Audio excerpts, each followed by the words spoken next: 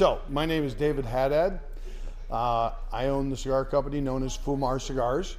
We operate nationally, and we have offices in Florida, Texas, Southern California, and this is our home office. Now, what was said was that 70 to 100 eyeballs a day in most cigar shops? At any given cigar shop, the successful ones will see anywhere between 50 and 100 people a day maximum. And, you know, they do pretty good. They do well. They're kind of smaller operations that operate within four walls. But because we are in 39 different markets at some of the most glamorous and glorious resorts in the world, we did the math a long time ago, and over 75 million eyeballs a year are on our products in all of these different markets. So the manufacturers could not figure out what I did for the longest time. It was very hard for them to give me an account because we didn't have brick and mortar. Once we got brick and mortar, they kind of all figured it out. But before that, we turned the tables on them by showcasing the fact that we could demonstrate their brands in front of the high-class demographics that a Ritz-Carlton or a Four Seasons or something like that would have, and that they would get in a small selection, maybe 20 or 25 different cigars. Having one of my slots was very important because of the branding of luxury lifestyle. Right. And luxury lifestyle, which is where the cigar world exists, is very important to be able to say, hey, I only smoke 2 or 3 cigars a year, but because I'm here at the Fairmont Scottsdale Princess, I'm going to have a great cigar. So very little price sensitivity at a place like that. Good news for me. And the selections that are in there are the ones that I choose. So the manufacturers kind of like woo me to try and get one of the slots in a place like that that has such heavy foot traffic that the casual smoker will have a brand name recognition, whereas, you know, the guy that goes to a cigar store is pretty familiar with what's in the cigar stores. We believe that there's 50 times as many people that smoke 2 to 5 cigars a year that never go to a cigar store. And if you buy on them, that's a lot of cigars. They buy on impulse, and buying on impulse you got to give them something to buy. That's right. So I guess we should call you Brand Daddy. He's making it happen, baby. I like it. I like it. I bought this building back in 2006, and we started renovating it and rebuilding it and creating new looks and new feels. What you're in right now is what we call our Prohibition Lounge, and it was originally designed in 2008 by Disney set designers after we made a movie in Iraq called For the Common Good with Gary Sinise. So I guess that would explain why there's a trap door to let you into the Prohibition Lounge. It is. Well, I also owned for about 25 years the only known Prohibition era whiskey collection. I bought it back in the 90s, and over the last 20 some odd years, I made over 1,000% benefit from buying and selling 100-year-old bottles. George Dickel, 1916. Sorry, I was put in barrel in 1916, and 18 years later, in 1932, it was, or 1934, it was bottled. So that's the last. There's several bottles here still, but that's the last of a 168 bottle collection that I had, and I sold it. I sold it and made a fortune. And today, we operate all over the country. We provide about 400 resorts, 5-star resorts from coast to coast in 39 different markets. We provide all of their on-premise services, event production, custom amenities, and over 500 cigar rolling shows and events a year. We do everything from the Masters to the AT&T at Pebble Beach, the Phoenix Open, the Barrett Jacks, within the community of the cigars by marrying 2 hundreds and hundreds of year-old industries into one. The hospitality industry, from where I started, to the cigar industry, which never really had a solution for an on-premise service. And that's what we came up with in 1995. That piece you just had a picture on right there is actually one of 2 that exists. One's in my hands, the other one's in the Cuban government's hands. And that's all the original cigar bands that were in existence pre the embargo. I built the whole building around this, which is our working walk-in. And back here is how we manage the hundreds of resorts through our procurement systems, and we bring in inventory and push it back out. What you see here turns over 2 to 3 times a month. And then we also have our hub offices in Southern California and Palm Desert, Texas, Dallas area, and Fort Myers and Orlando, Florida, that takes care of our East Coast operations. The walk-in that you're looking at here actually comes from my hospitality background. I used to be in concept development for the restaurant industry and the luxury hospitality business. And when we started thinking through what it took to manage large-scale inventory, a walk-in humidor traditionally is built by wood and all sorts of things, and governed by both air conditioning and humidification systems, which compete for moisture. An air conditioning system sucks moisture out, and a traditional humidifying unit will pump moisture in. So they're competing with each other.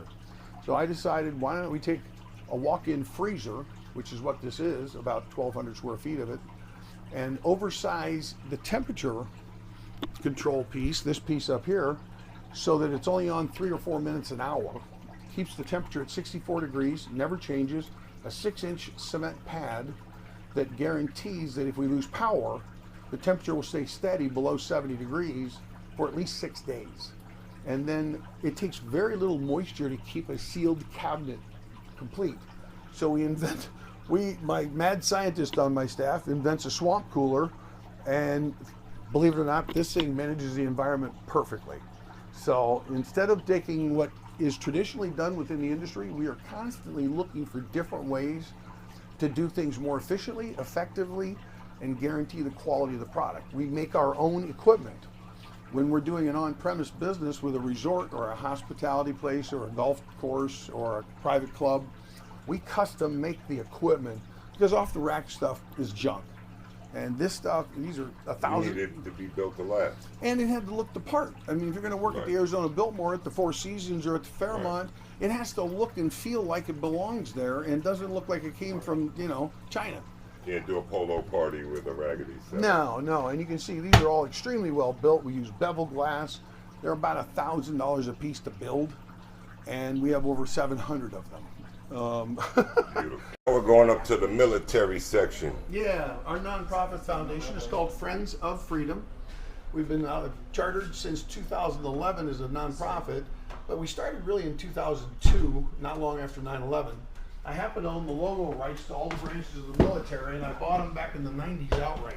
You hear that? Logo rights to the Marines, Navy, Air Force, Army. Coast Let's Guard, go. and the Coast Guard. And the Coast Guard, Absolutely. doggone it.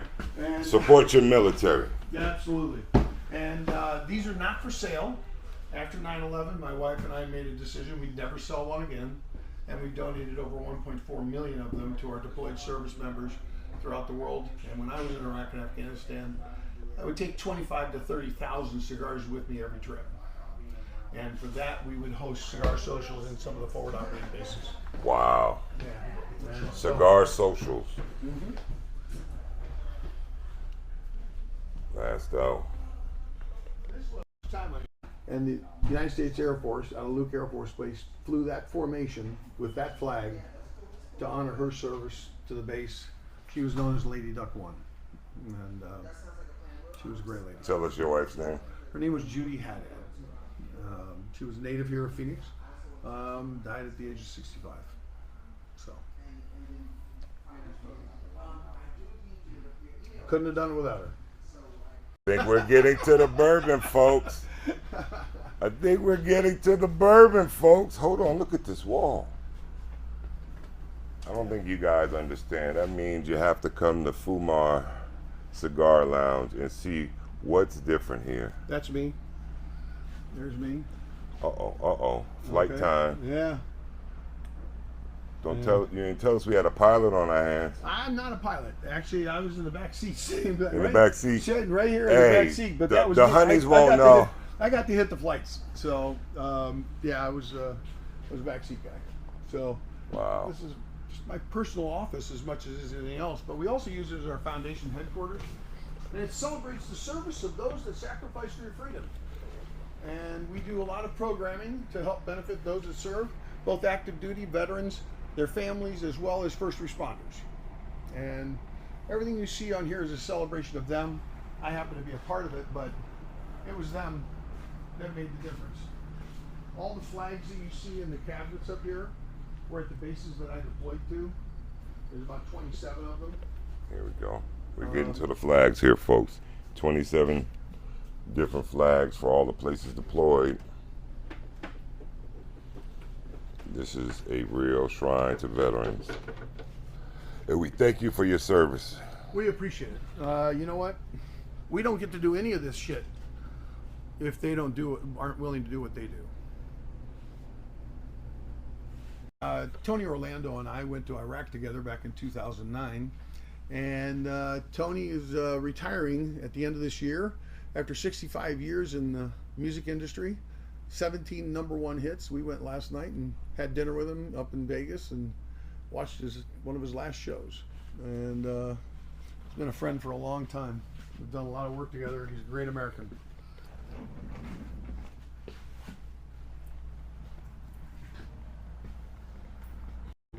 I worked for 3 different presidents. 3 different presidents, folks. Yep. 41, 43, and 45. 44 didn't smoke cigars. 42, I got a cigar for him, but I didn't get to enjoy it with him.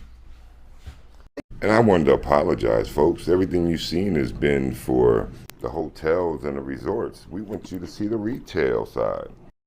They changed a little bit. We have a lot of our staple goods that most people would find, but we also feature a lot of boutique brands. And you know, the very first time I put a sign on the building was April. I've been here since 2006. Wow. And we've thrived. We've actually done very well. We're in a little corner that nobody thought about having a place, and we reinvented everything. This has been started out as my bookkeeper office. We move a lot of product, frankly.